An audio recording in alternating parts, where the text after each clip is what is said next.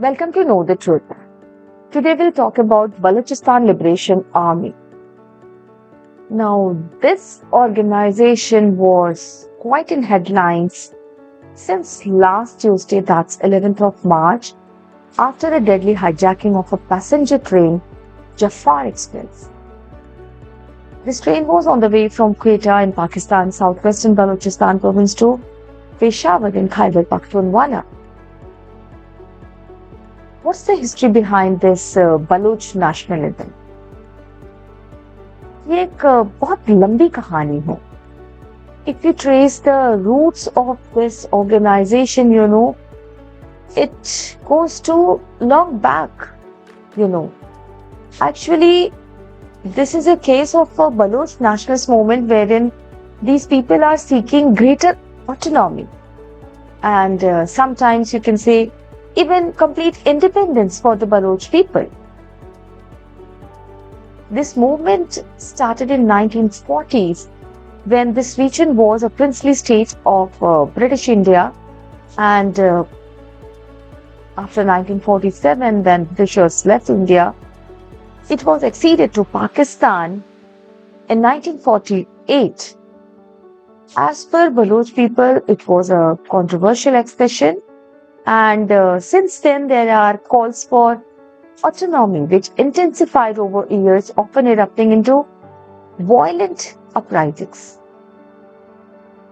In between, ये organization थोड़ा sleeping mode में चला गया, and later on, BLA formally surfaced in the early 2000s as a distinct insurgent faction advocating for a sovereign Baloch state. And its fighters, basically, they claim that they are fighting against exploitation of Balochistan's natural resources and political marginalization by Islamabad. So it's a different community of, we can say, ethnic community, which is a part of Pakistan, and it's a sort of their movement for their separate identity. And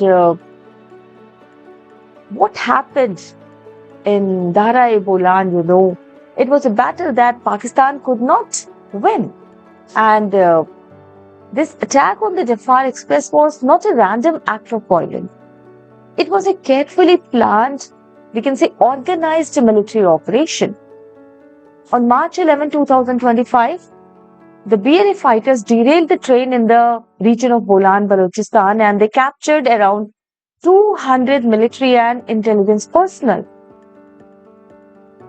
Civilians were released because as per BLA's policy, they were not targeting civilians.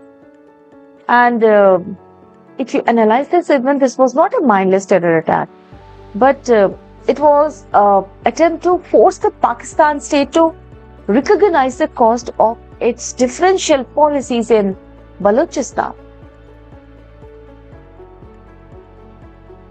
The BLA's demand was simple: the release of Baloch political prisoners who had been forcibly disappeared by the Pakistani forces.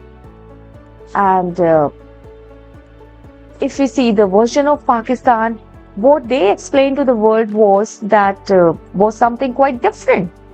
On March 14, Lieutenant General Ahmad Sharif Chaudhry, Pakistan's Director General of Inter-Services Public Relations, he held a press conference declaring that the operation was a complete success. And BLA was, we can say, neutralized. He claimed that all the hostages were safely rescued and every militant involved in the attack had been eliminated. And he also accused India and Afghanistan of orchestrating this attack, dismissing the BLA as a terrorist group.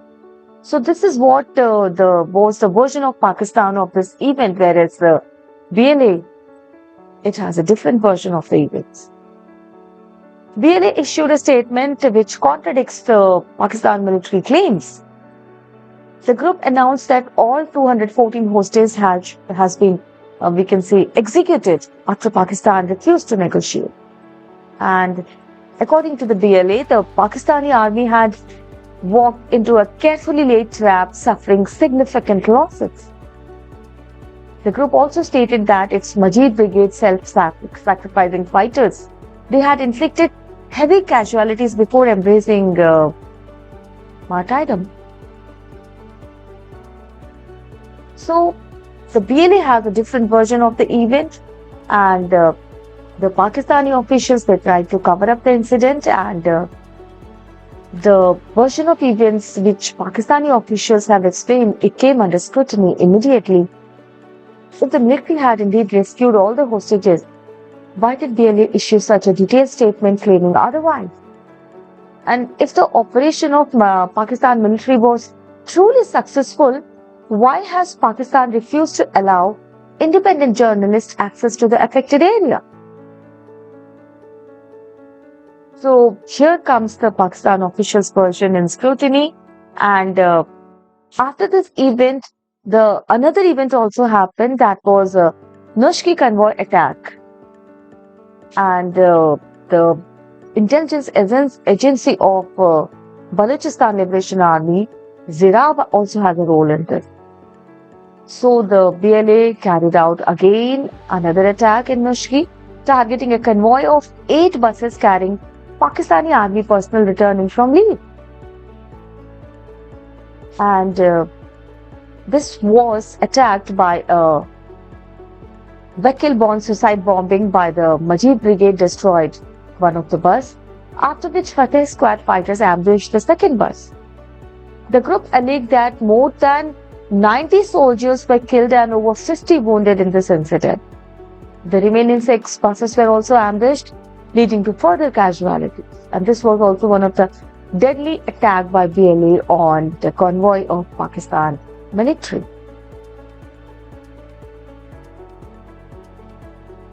All these incidents, they depict the rising strength of the BLA.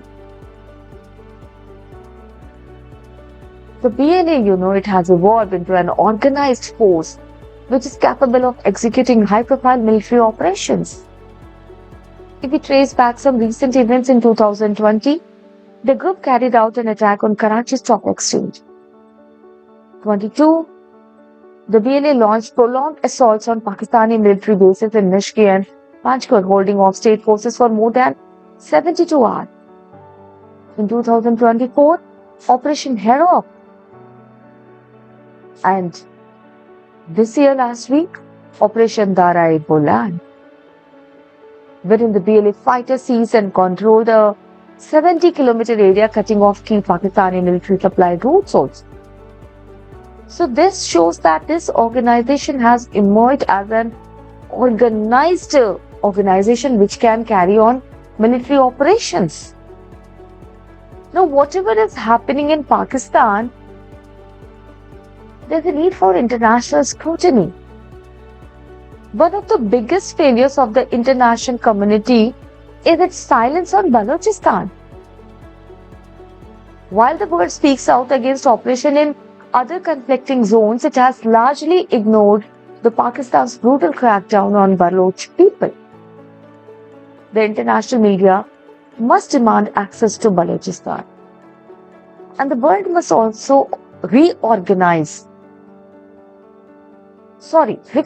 that the Baloch resistance is not a foreign-backed terrorist movement, but a legitimate struggle against military occupation. And